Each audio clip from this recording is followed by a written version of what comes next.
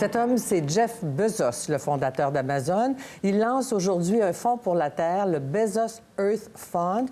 Il va y placer 10 milliards de dollars. C'est pas de l'argent de poche pour lui, qui proviennent de sa propre fortune personnelle, estimée à 130 milliards de dollars.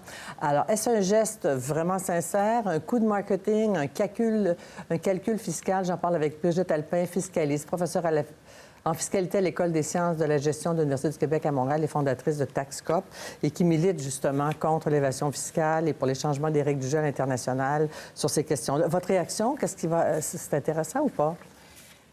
C'est très intéressant. C'est pas surprenant. De plus en plus de milliardaires utilisent les fondations privées de charité pour faire des gestes de ce genre-là.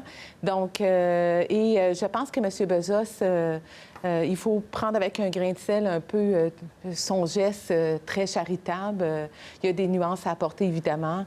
On sait que donner cet argent-là à une fondation privée de charité, les fondations privées de charité aux États-Unis fonctionnent de la même manière qu'ici au Québec, au Canada. Donc, il ne faut pas penser que demain matin, il va y avoir 10 milliards qui vont être injectés dans l'environnement, bien qu'on n'a pas tous les détails en rapport avec cette fondation-là, parce que le site Internet n'est pas encore public, on n'a pas...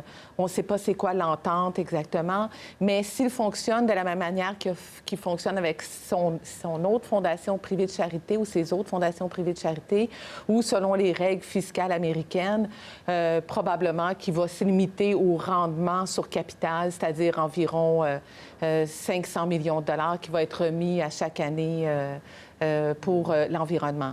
Donc, ça paraît bien. Ça paraît gros. Oui, c'est séduisant. On dit enfin quelqu'un oui, qui croit à la lutte au changement climatique, dont 500 millions par année, c'est pas vrai. Mais le 10 milliards, lui, c'est comme un compte de banque. Sa fondation devient comme un compte de banque. Est-ce qu'il sauve de l'argent? Parce qu'on lui reproche déjà de ne pas payer ses impôts. Oui. Il doit de l'argent au gouvernement. Oui. C'est sûr que l'exemple de M. Bezos, c'est tellement un bel exemple, l'exemple d'Amazon, parce que, comme vous dites, au début, on voit avec cet exemple-là toute la chaîne de défiscalisation.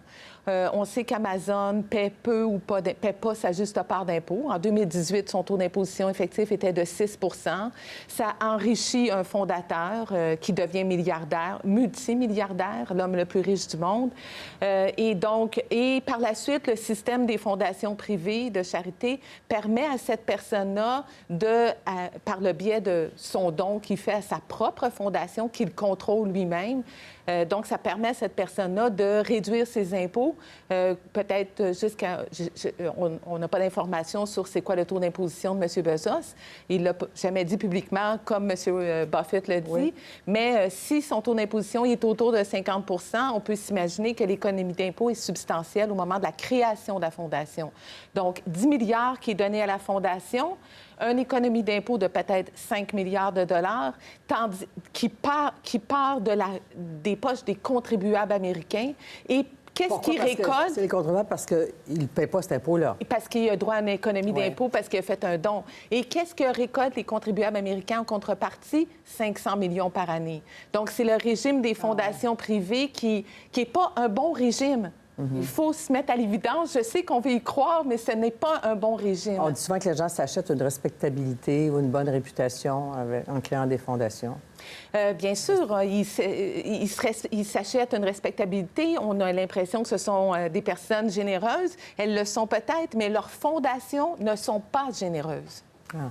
Alors, la suite à suivre, parce que avec cette idée de faire payer les vrais impôts à tous ces grandes entreprises-là, on va voir s'il y a des changements de ce côté-là. Bien, on espère qu'au lieu de partir de grandes fondations privées de charité, que ces personnes-là vont finir par payer leur juste part d'impôts et que nos gouvernements auront de l'argent. Et paraît-il, leurs employés, les employés mécontents chez Amazon.